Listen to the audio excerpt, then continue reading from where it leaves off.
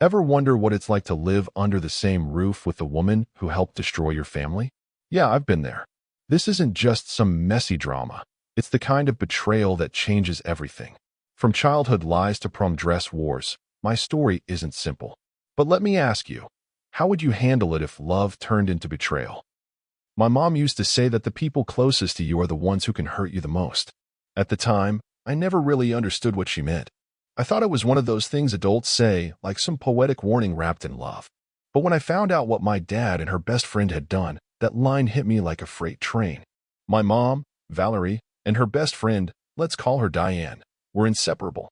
They met in first grade, and from the photos and stories I grew up hearing, they were more like sisters than friends. Diane was there for everything: holidays, birthdays, weekend sleepovers. I used to call her Aunt D, and as a little kid, I adored her. She was fun, bubbly, the kind of person who knew how to braid hair and bake cookies at the same time.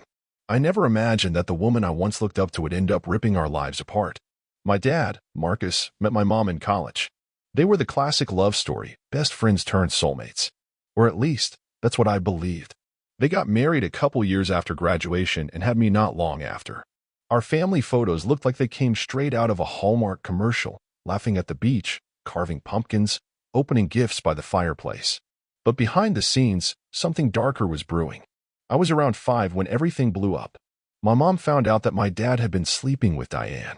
And not just a one-time thing, not some mistake. No, Diane had 2 sons, and both of them were my dad's. Yeah, let that sink in. All those years of helping out a single mom were actually just a cover for an affair that had been happening right under my mom's nose. And mine. Can you imagine what that feels like? To learn that the 2 people you trusted most had not only betrayed your family, but created an entirely separate one behind your back? I didn't understand the full scope of it at 5, but I could feel the shift. The way my mom stopped smiling. The way my dad started sleeping on the couch. The way Aunt D stopped coming around. The divorce came fast and ugly. My dad didn't want it. He tried hard to win mom back. But that kind of betrayal isn't something you just apologize for. My mom cut Diane off completely. Their friendship, which had spanned over 2 decades, ended with screaming, sobbing, and doors slammed shut. She told me once that losing Diane hurt even more than losing my dad. I expected better from her, she said, her voice raw. She knew everything about me, and she still chose to destroy it all. And she wasn't the only one who felt that way. My mom's family, my grandparents, aunts, uncles, they had known Diane since she was a kid.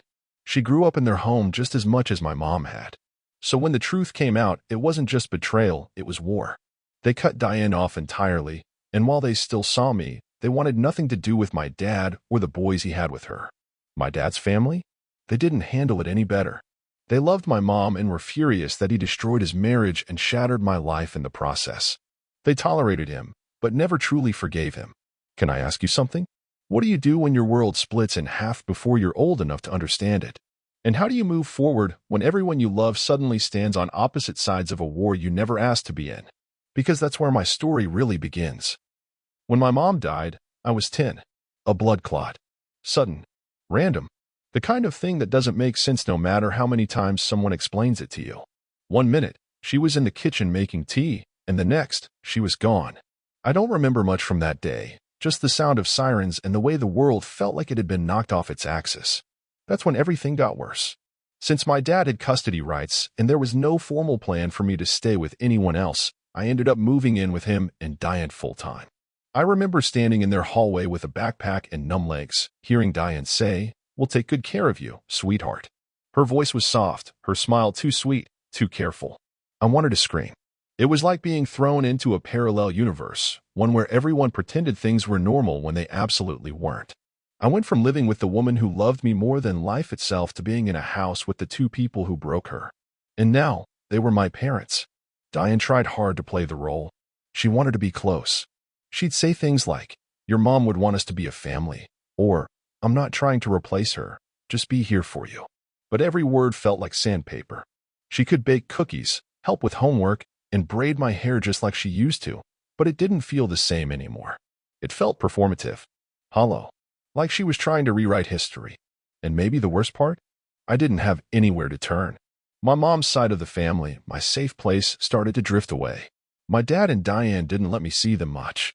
I'd hear excuses like, they're too bitter, or they're trying to turn you against us. At first, I believed it. But then I started noticing the subtle isolation, the ignored calls, the unopened birthday cards. I missed them so much it physically hurt, but I was too young to challenge anything. I was stuck.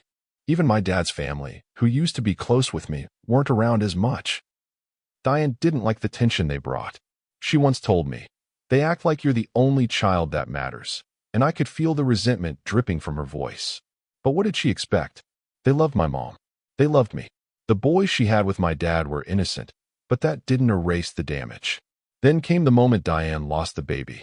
It was her 5th pregnancy, and something went wrong during the 2nd trimester. She was devastated, crying nonstop, avoiding everyone. And in a strange twist, she reached out to my mom's family, begging them to comfort her. She told me once, they felt like home to me. I needed them. But they rejected her completely.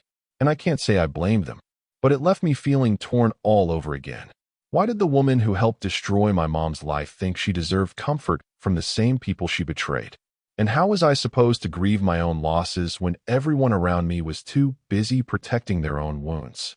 I didn't know it then, but those years would shape the way I viewed love, loyalty, and forgiveness forever. After the baby, something shifted in the house.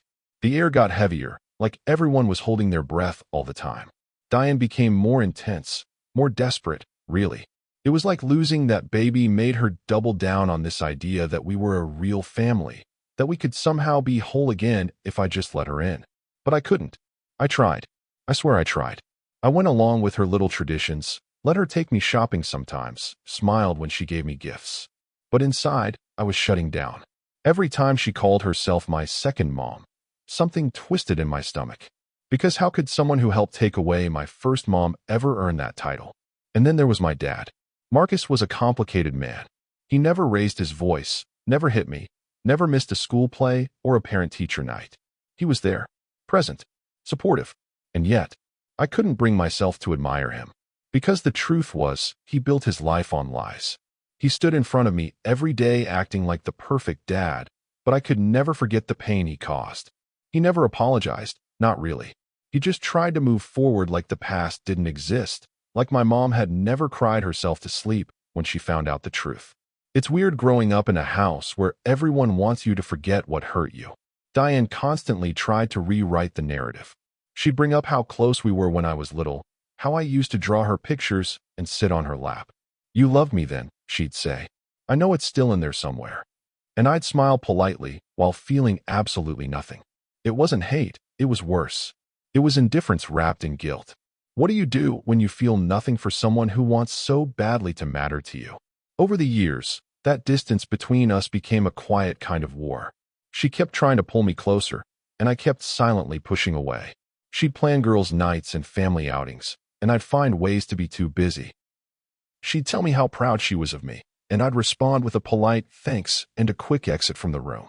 She started dropping hints about future moments she wanted to be part of, like picking out my prom dress, doing my hair, helping me get ready for graduation. I knew she was dreaming of some tearful, full-circle moment between us. But I couldn't give her that. The closer I got to adulthood, the more I knew I had to get out. I was 17 when I made my move. I told them it was about space, that the boys needed their own rooms, and it made sense for me to move in with my grandparents. Technically, it was true. But emotionally, it was about survival. I needed to breathe again. I needed to be around people who didn't try to rewrite history with smiles and forced hugs. When I finally packed my things, Diane cried. She told me it felt like she was losing another daughter. My dad gave me this long, quiet look, like he was trying to say something without saying it. But I didn't want to hear it. Not then. "Can I ask you something? What's the difference between forgiveness and forgetting? And how long are you supposed to pretend for the sake of keeping peace in a house that never truly felt like home?" Because I'd been pretending for too long. And I was done. Living with my grandparents was like stepping back into sunlight after years in a dim room. Their house smelled like cinnamon and old books, and their hugs didn't feel like bargains. They just loved me. No strings attached. For the first time in years, I could talk about my mom freely. We hung photos of her in the hallway, played her favorite music while cooking, even told stories that made us laugh instead of cry. It was the kind of peace I didn't realize I was starving for. But of course, peace doesn't mean the past disappears. It just means you finally have space to face it and decide what you want to do about it. That's when the prom talk started. Diane had always clung to the idea of taking me prom dress shopping. She'd bring it up casually, sometimes with a smile, other times like it was a sacred promise she was holding on to. When the time comes, she'd say, just us girls, champagne-colored dresses and laughing in the dressing room. She'd talk about the kind of memory mothers and daughters share. Except we weren't that. We never were. So when I moved out, she didn't drop the idea. In fact, it seemed like it became even more important to her. Maybe she thought this would be her last shot at connecting with me. Maybe she thought a dress could fix the damage. In December, I finally told her no. I didn't want to hurt her feelings, so I softened it, told her I'd be going with friends instead. She didn't push back much at first, just nodded and gave me a tight smile. But I knew it stung. Then came the mistake, Instagram. I posted a few photos from the day I actually went shopping with my grandma and two of my aunts, the women who had loved me and my mom fiercely through everything. We were laughing, holding up dresses, sipping iced coffees in between stores. It was a good day, a healing day. But Diane saw the post. I didn't even know she followed me. I guess she had one of those quiet burner accounts, or maybe she'd never unfollowed me at all. Either way, the comments started pouring in before I even checked my messages. Angry emojis, guilt-laced texts, missed calls. Then finally, a phone call from my dad. He was furious. He said I'd humiliated Diane. That after everything she'd done for me, after all her suffering and effort, I owed her more than this. He said I was punishing her for something that happened years ago, and that it wasn't healthy. Then he said something that stuck with me like a splinter. You should love her. If your mother's family hadn't poisoned you, we could have been a real family by now. That hurt more than I expected, because maybe what he never understood is that love isn't something you're guilted into. It's not transactional, and pretending for someone else's comfort isn't the same as healing. So here's what I want to ask. Is it wrong to protect your peace, even if it means disappointing someone who desperately wants redemption? And do I really owe Diane a moment that belongs to my mom, just because she's the one left standing? Because when I picture prom, I don't think of champagne-colored dresses and forced memories. I think of my mom, and how proud she'd be that I finally chose myself. After that phone call with my dad, I sat on my bed for a long time, just staring at the screen. His words echoed in my mind. You should love her. You've been poisoned. We could have been a family. But the part that really lodged in my chest was when he said Diane had suffered enough. I mean, had she? She lost a baby. I get that. I can't imagine what that feels like, and I'm not heartless. But did that loss cancel out what she did? Did it erase the years of betrayal? The silent manipulation? The way she tried to step into my mom's shoes before my mom's side of the bed was even cold? That call didn't make me feel guilty. It made me angry. Because somewhere along the way, my pain stopped mattering to them. My grief, my confusion, the years I spent navigating a broken home, they weren't treated like real things. They were treated like obstacles, inconveniences, something I needed to get over so they could finally have their happy ending. And I was done pretending like I didn't notice. I didn't respond to my dad after that. I didn't text Diane back either. I didn't owe them an apology for living my truth, for choosing to honor my mom in the ways that felt right to me. Prom wasn't just about a dress. It was about presence. It was about being surrounded by people who had walked beside me through every dark corner of this mess, not the ones who lit the match and then tried to hug me in the smoke. Prom night came, and it was everything I needed.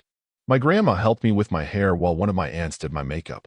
They told stories about my mom's prom, how she'd worn a blue satin gown and tripped twice before she even left the house. We laughed so hard we cried. Not the heavy kind of crying I'd grown used to, but the good kind, the healing kind. As I slipped into my dress and looked in the mirror, I felt something I hadn't in a long time, peace. Not perfection, not closure, even. Just peace. I looked like myself, finally. Not a daughter stuck in the middle. Not a girl trying to bridge the impossible gap between what was and what could have been. Just me. And for the first time, I didn't feel like I owed anyone an explanation for that. So now, as I look back on everything, the betrayal, the silence, the pretending, I'm no longer asking myself if I'm the bad guy for setting boundaries. Because I know now that boundaries aren't punishments. They're protection. They're love turned inward. Let me ask you this. Why do people always expect the kids to be the ones to forgive first? And how long are we supposed to carry the weight of adult mistakes on our shoulders before we're allowed to say, enough? I didn't get the family I was promised. The version I imagined when I was little, the one with bedtime stories and honesty and trust. But I did find something just as powerful, the courage to step away from what hurt me, even when it came wrapped in apologies and good intentions. I'm not angry anymore. I'm not bitter. I'm just clear. And if that clarity makes me the villain in someone else's story, I think I can live with that. What would you do if the person who broke your family tried to step into your mother's place? Could you forgive, or would you protect your peace like I did? I'd really love to hear your thoughts. Drop a comment below and let me know. And if my story spoke to you, please like this video and subscribe to the channel. It helps more than you know. Every like, every subscription, it tells me I'm not alone, that someone out there understands. That maybe, just maybe, choosing yourself isn't the selfish thing they said it was, but the brave thing it truly is.